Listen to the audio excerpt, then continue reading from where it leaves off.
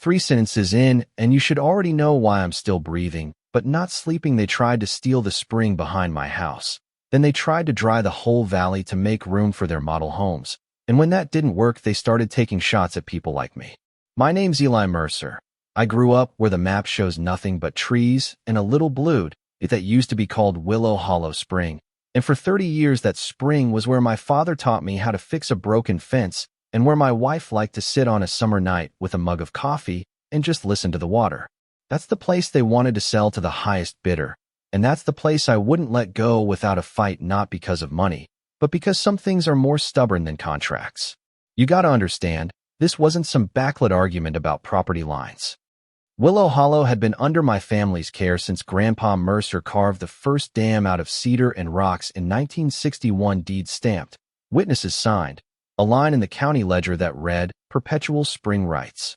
I knew the law, but I also knew people, which, it turned out, mattered a hell of a lot more than ink on paper when the HOA got wind of a developer with deep pockets and deeper plans.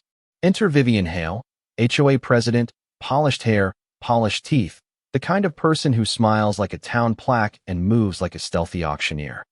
Vivian told the board that Willow Hollow was non-compliant, that the spring presented a liability, that residents were at risk, and she slid a packet across the table that smelled faintly of leather and the same kind of numbers men put on other people's futures.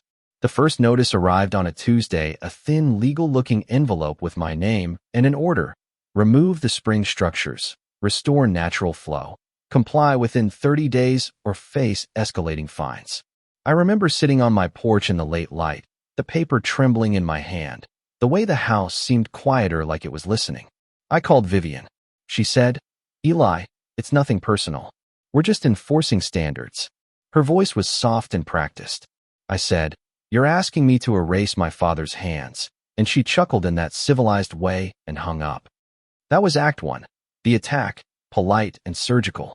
Act 2 was where the claws came out, and it surprised me how quickly a small neighborhood can turn into a courtroom with a carousel of small cruelties.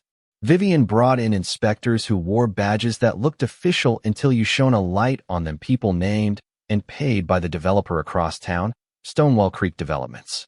They found contaminants in the water, a fish out of place, a smear of oil someone planted on the reeds, and they called it evidence.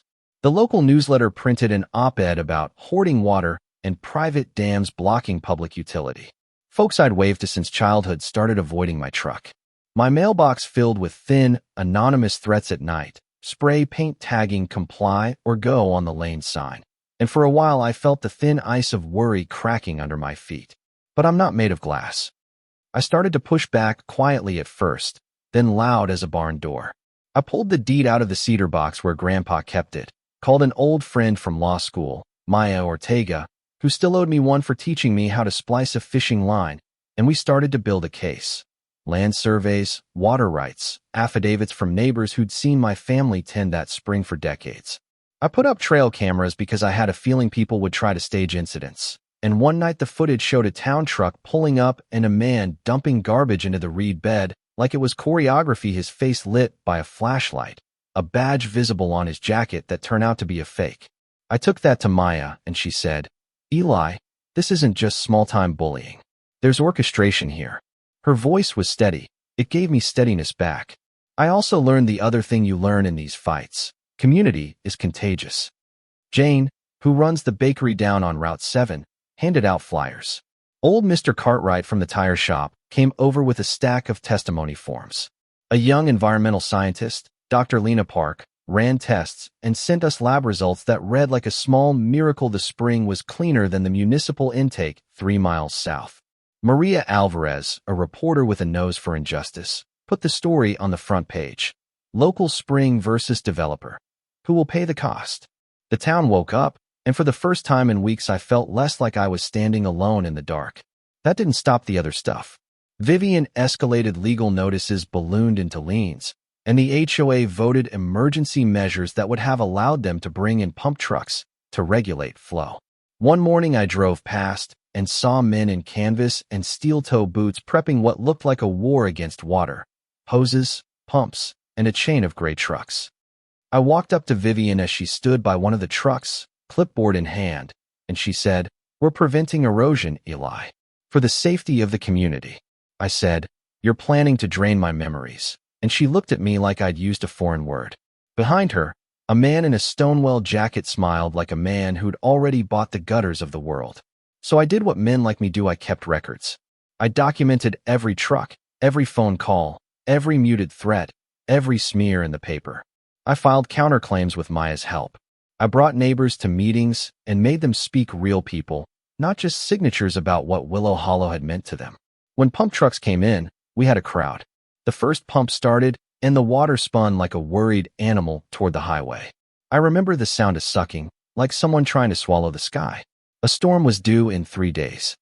I told the town council that draining the spring now would flood the lowlands when the rain hit.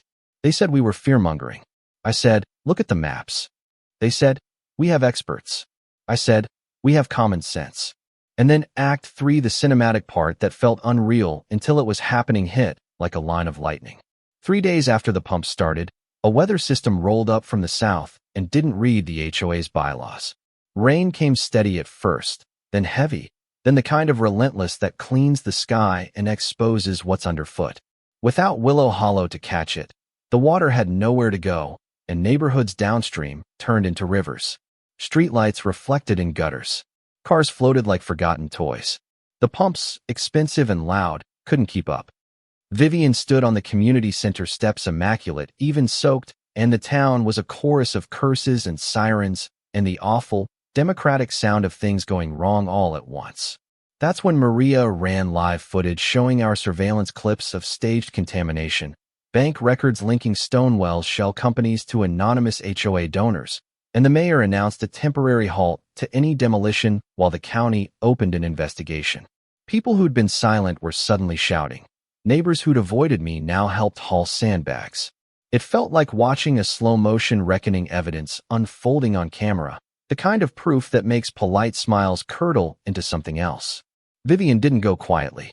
At the last hearing, she levied words that sounded practiced, venom wrapped in civility. "We only wanted to protect property values," she said, like it was a virtue. I looked at her and remembered the night my wife, Rachel, had whispered that people who think value only lives and price tags are the ones who never learn how to love a place. "You're protecting a balance sheet," I said, and the room inhaled. The judge, a blunt woman with 3 gray hairs and a soft laugh, read the county's emergency order aloud, and then read the mountain of documents Maria and Maya had compiled. It was, for a minute, beautifully straightforward. Evidence has a way of being stubborn. The fallout wasn't neat. Stonewall had ties and money and lawyers who smelled victory and anger in equal parts. Vivian's resignation came with a tremor of PR and a consulting contract in a neighboring town, rumors said. A couple of the inspectors were indicted for falsifying records. Stonewall's primary liaison skipped town, and the county opened a civil suit. For us, the town that finally remembered what its name meant, Willow Hollow, was patched back together by volunteer hands, by new bylaws that actually considered ecological science, and by a plaque we put up that says, simply, "For those who tended this water when no one else would." I won't pretend it healed everything. Rachel is still gone. Some of the neighbors left for quieter places. The rumor mill keeps grinding. There's a sweetness now, too, when you walk by and see kids throwing sticks where their parents once skipped stones. Sometimes I stand by the spring at dawn, and I watch the mist lift off the water, and I swear I can hear my father's laugh in the reeds. Other times I watch for the men who think land is just a spreadsheet, and I worry the same fight could find us in another valley. That's the open-ended part, the thing that keeps comments alive. Justice isn't an automatic outcome. It's a conversation we keep having, loudly and sometimes angrily, until the balance tips one way or the other. If you take anything from this, let it be this: rules on paper mean very little without people willing to speak up, and a tiny spring can remind a whole town who it wants to be.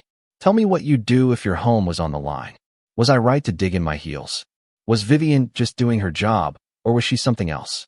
Drop your thoughts below. Share if you've ever fought for something that wasn't yours to sell. And if you like these kinds of stories, hit subscribe so we can keep telling them, because places are worth fighting for. And sometimes, when enough of us show up, the water finds its way back.